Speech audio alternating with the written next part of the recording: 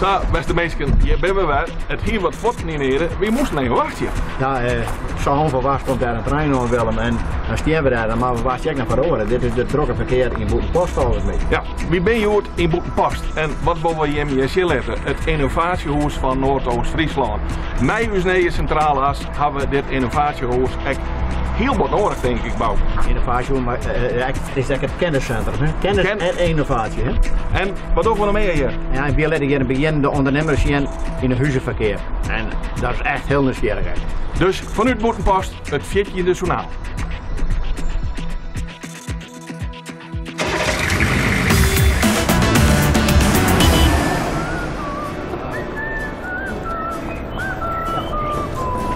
Innovatiehuis, oude Delta. Kennis en innovatiehuis. Dat is beneden. Ja, maar wie maar de motor iets uit te dan gaat die motor.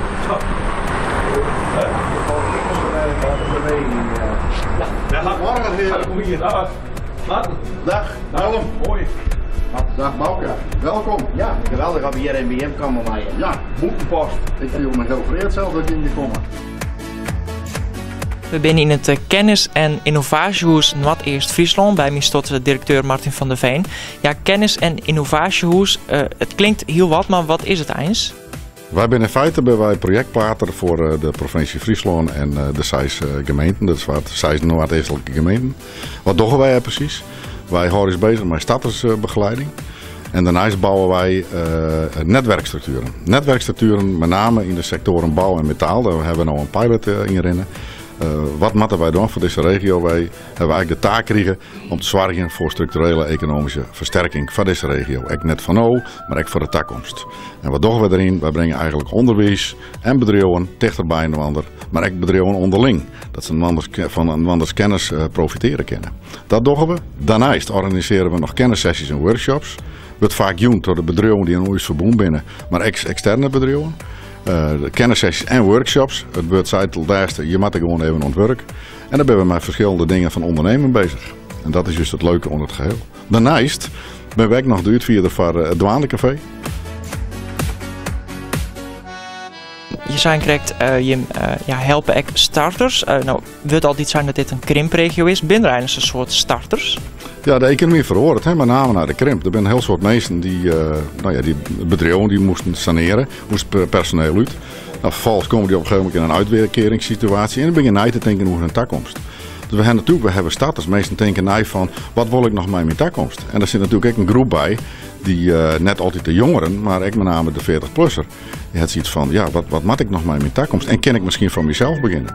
Nou, wat wij daarin doen, is juist de meesten ondersteunen. Ze kunnen hier gratis een werkplek krijgen. Ze krijgen een ondernemerscoach erbij in de vorm van mij. Plus het hele expertise-netwerk wat wij moeten hebben. Om juist die start makkelijker te maken. Bijvoorbeeld Bureau Zelfstandige Friesland. Dat is een ondersteuningspunt van de provincie VAR.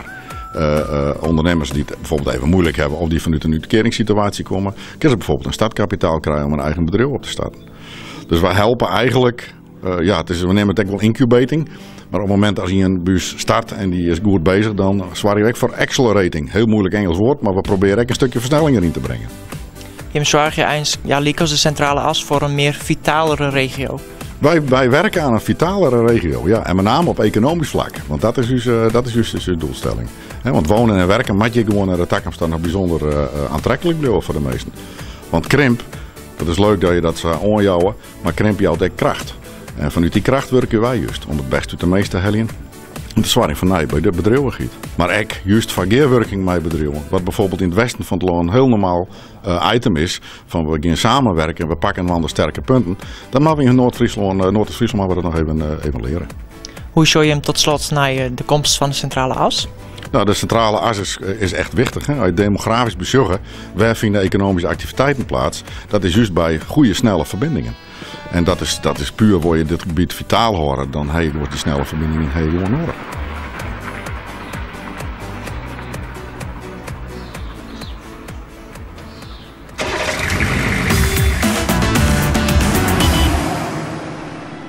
We zijn al een tiert dwaande maar vooruit met de handel. Ja, hoeveel kilometer stiert er eigenlijk al vol? Nou, hoeveel kilometer dat er vast is? We zijn krap over de helft. Dik 4000 meter. Ja, we hebben een heel groot verschaat van bedrijven en ja, er zijn 230 bedrijven al die hun al aangemeld hebben om deel te nemen. En het verschaat is echt te vol om op te nemen. Heel apart is eigenlijk dat Vlinwieke een squallen bellen. En zich ook opjoen had voor de handelsroute. En ze hebben hier eigenlijk ook een vraag. Ze hebben binnenkort een diploma-uitreiking. En dan wil ze graag uw skarken verbroeken. En dat mij natuurlijk, want hoe meer publiciteit over ervoor krijgen, hoe beter dat is. Ja, dan ben er naast Vooruitmarkthandel ook nog oren-evenementen rondom de opening van de centrale as. Eén daarvan is de Passant. Is daar nog nijzoer? Ja, dat is nog nijzoer. Dat is aan een week of 3 is dat al. En ik ga hier ook even een poster waar het op staat. En wat het correct inhoudt. En wat mensen hun daarin melden kunnen. Wat is de Passant? De Passant zijn culturele voorstellingen die net op de centrale as zijn, maar bij dorpen en andere ongelegenheden die vlak bij de centrale as lezen. Dat is eigenlijk zo, beste mensen, maar vooral ondernemers. Deze mensen hierachter zijn wel net mij de band. Maar wij hebben zo'n grote lijst al van reservedeelnemers die het boeten Noordoost-Friesland zetten. Hoe zit dat, Bouke? Nou, we moeten nou de voorrang aan de bedrijven uit Noordoost-Friesland, maar mochten die aan verlet gaan letten, ja dan... Of te laten opjaan, dan letten we de reservelijst staan. Dus vooral opjaan. Vooruit met de handel.frl.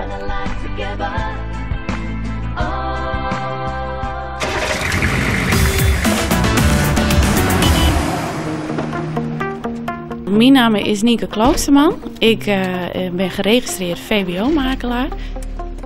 Sinds maart 2016 ben ik eigenaar van mijn makelaarskantoor Instamakelaardij. Dus het is eigenlijk nog een heel jong en nij en fris bedrijf.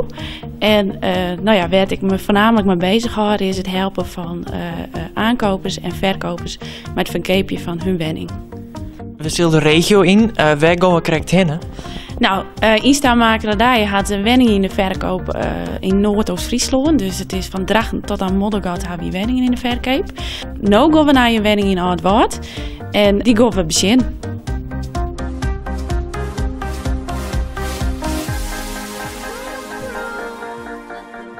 Instamakelaardij is wat het zei, het is een makelaardij. Wij zijn wel correct even wat oors met de verkoop. Dat is een nieuw concept. En dat houdt in dat wij de belofte maken dat binnen een jaar de woning wordt verkocht. Hebben jullie Nienke? Ja, je hebt een Nienke. Kom jullie. Willem. Nienke. Zijn we even één bandje? En in dat jaar hellen we alles uit de kast om die woning zo mooi mogelijk te verkopen. Dat doen we van daar hier.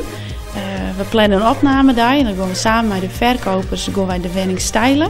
Dus die maken we helemaal clear en toegankelijk en leefbaar voor verkeer. Daarnaast maken we mooie, duidelijke, realistische foto's. We maken 360 graden foto's en de platte groen. Dat doen we alle jaar op die dag.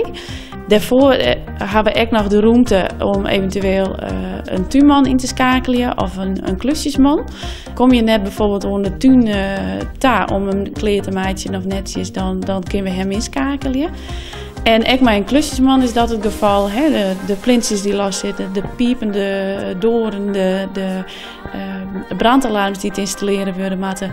Ja, dat kunnen we alle jaar verzwargen. Vervolgens hebben wij regelmatig contact. Dus als er wat gebeurt, als er beweging in zit, dan hebben we natuurlijk contact. Maar dat er echt niks gebeurt, hebben we contact. Want die woning moet natuurlijk wel onder de aandacht blijven.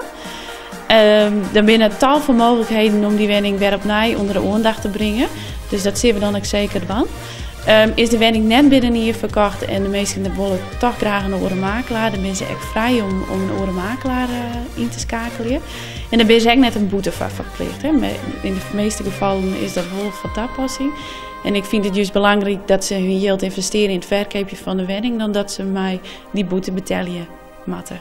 InStyle is een relatief jong bedrijf, actief hier in, zou het dan niet een krimpregio. Waarom is deze uitdaging toch zo ongeën? Allereerst, ik woon hier, dus de omgeving is mij echt bekend. En nou, met de komst van de centrale as, hoop ik echt dat deze krimpregio wat bekender wordt, wat aantrekkelijker wordt om te wonen en te recreëren. Ik ga een woning in de verkoop in Moddergat en in Drachten. Nou ja, dat ben eigenlijk de uiterste van de centrale as. Dus ja, het speelt wel een rol. 1 oktober is vooruit mij de handel. Ja, zie je hem echt meedoen als in-style? Jazeker, ja. Wij zijn de eerste en tot nu toe eigenlijk de enige makelaar die zich opdoen had van deze dag.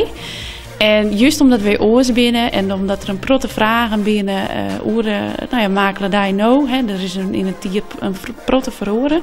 Ja, we willen graag zien wat het nieuwe concept is. We willen graag u vertellen en u zien laten.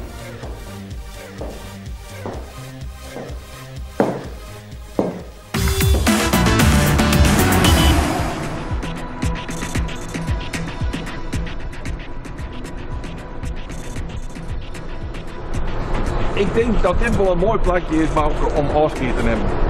Zijn wij de hervormde kerk op de achtergrond moeten we je bedanken voor het zien en tot de vorige keer. Ontje. Bij je maar. Ontje, hè? Ontje.